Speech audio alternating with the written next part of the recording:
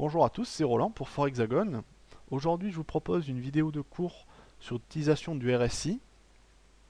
Ça sera une vidéo qui sera constituée de beaucoup d'exemples, mais on va tout d'abord revenir un petit peu sur les principes d'utilisation de base du RSI. Alors le RSI, c'est un indicateur compris entre 0 et 100. C'est donc un oscillateur. Il ne peut pas dépasser ses bornes, c'est dans sa formule de calcul. Par conséquent, on peut déterminer des zones d'excès, qui sont plutôt, on va considérer comme proches de ces zones maximales, que sont 100 et 0. Donc la zone qu'on va considérer de surachat, c'est-à-dire où le RSI est suracheté, où il a trop monté, ou trop, si les cours ont monté trop vite ou trop longtemps, c'est la zone de 70. Donc supérieur à 70, c'est en zone de surachat. Et inférieur à 30, c'est zone de survente. Donc ce qu'on peut faire, c'est trader l'anticipation. Euh, C'est-à-dire acheter lorsque les cours ont trop baissé, c'est-à-dire où le RSI est en survente, et vendre lorsque les cours ont trop monté, c'est-à-dire quand le RSI est en surachat. Ça se réalise pas toujours, hein, c'est pas une vérité absolue, et même pas forcément une vérité du tout, ça dépend de la configuration et de l'interprétation qu'il faut en faire.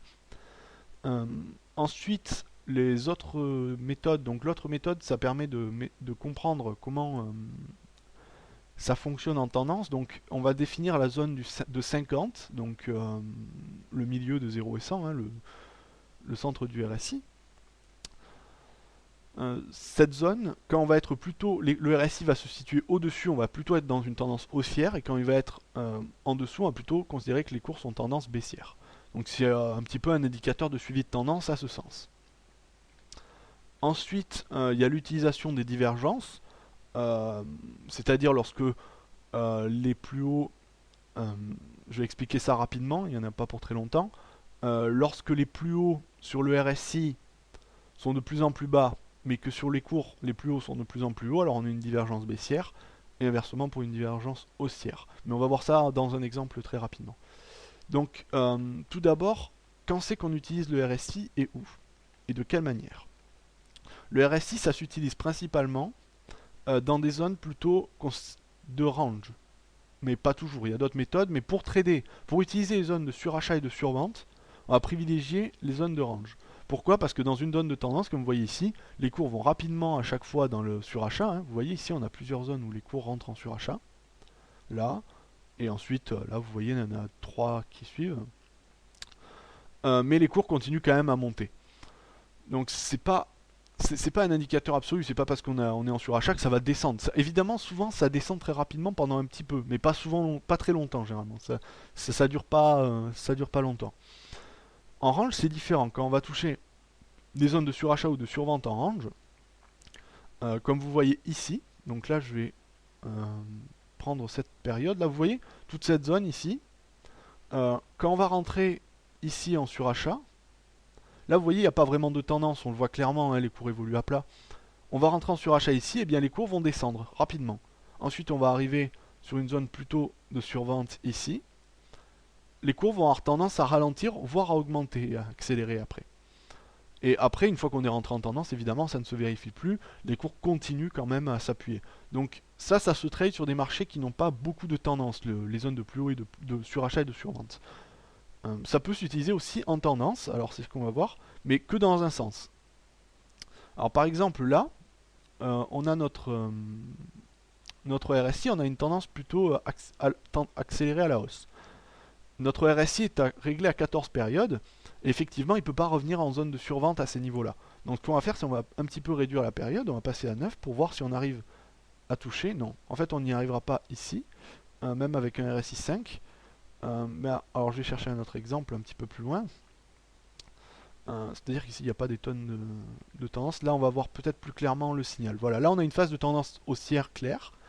On va mettre un RSI à 5, donc les périodes préconisées sont 5, 9, 14 principalement. Et là voilà, là on a différemment, le RSI peut arriver à beaucoup plus d'amplitude sur des petites périodes.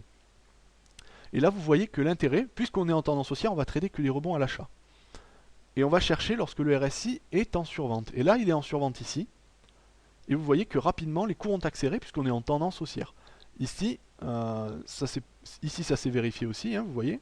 Là, on a eu une entrée en survente.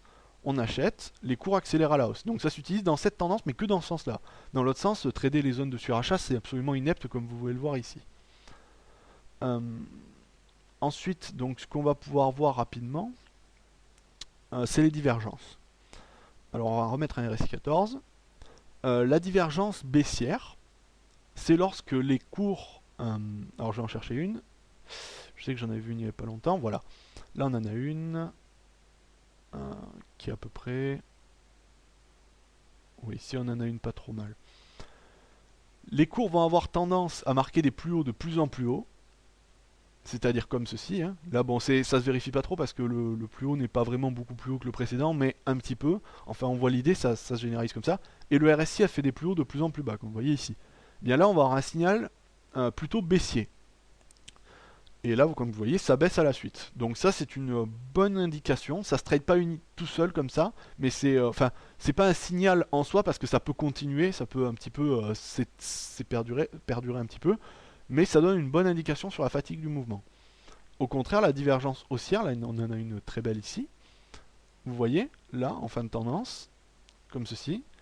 Alors, les cours marquent des plus bas de plus en plus bas et le RSI marque des plus bas de plus en plus haut. Donc vous voyez ici, de suite, ça a rebondi, ça a accéléré, ça a continué. Ça, c'est des divergences de retournement, des divergences qu'on appelle directes ou standards, ça dépend des personnes, qui servent à traiter des retournements. Maintenant, on va voir les divergences cachées. Alors, je vais essayer d'en trouver une ici. On devrait bien en trouver une quelque part. Ça se trade, les divergences cachées, contrairement à la divergence directe, ça se trade dans la tendance, contrairement. Enfin, c'est des continuations. Alors là, eh bien, on en a une très belle. Divergence haussière, alors là c'est en tendance haussière, on va avoir des plus bas de plus en plus haut sur le cours, mais des plus bas de plus en plus bas sur le RSI. Et là, comme vous voyez, accélération, et puis là ce qui est bien c'est qu'on bénéficie de la force de la tendance, donc on continue, on accélère dans son sens. Et là c'est très intéressant. Et comme vous voyez, ça a continué à monter, et puis ça pourrait se revérifier, on en trouverait une autre. Ça marche peut-être mieux à mon goût, hein, c'est très subjectif, mais je trouve que ça marche un petit peu mieux que la divergence directe. J'ai essayé de trouver une divergence baissière, il devrait bien en trouver une, ben là on en trouve une. Là vous voyez, donc la divergence baissière, on a des cours qui marquent des plus hauts de plus en plus bas. Donc ça c'est une divergence baissière cachée. Et un RSI qui marque des plus hauts de plus en plus haut. Et là vous voyez que après ce pic, eh bien les cours ont baissé clairement, ont continué leur baisse. Voilà. On en a une très belle autre bien plus matérialisée encore, comme vous voyez ici, là on a des cours de plus en plus bas, bien que ça soit assez faible, hein, on se l'accorde. Et là on a un RSI qui a vraiment beaucoup plus augmenté, et juste après, eh bien, ça continue à baisser. Donc c'est une technique de trading en continuation de la tendance. Et ensuite, donc là on a vu, on revoit par rapport à ce que je vous ai dit tout à l'heure, chaque point théorique. Donc maintenant on va voir le passage au-dessus du 50 ou en dessous. Bien, en zone de tendance, donc en phase de tendance, lorsque le RSI passe au-dessus de 50, on va considérer que les cours sont plutôt orientés en tendance haussière. Donc là vous voyez que ici, il y a eu cassure de la zone des 50, on est passé au-dessus. Évidemment ça se vérifie pas toujours.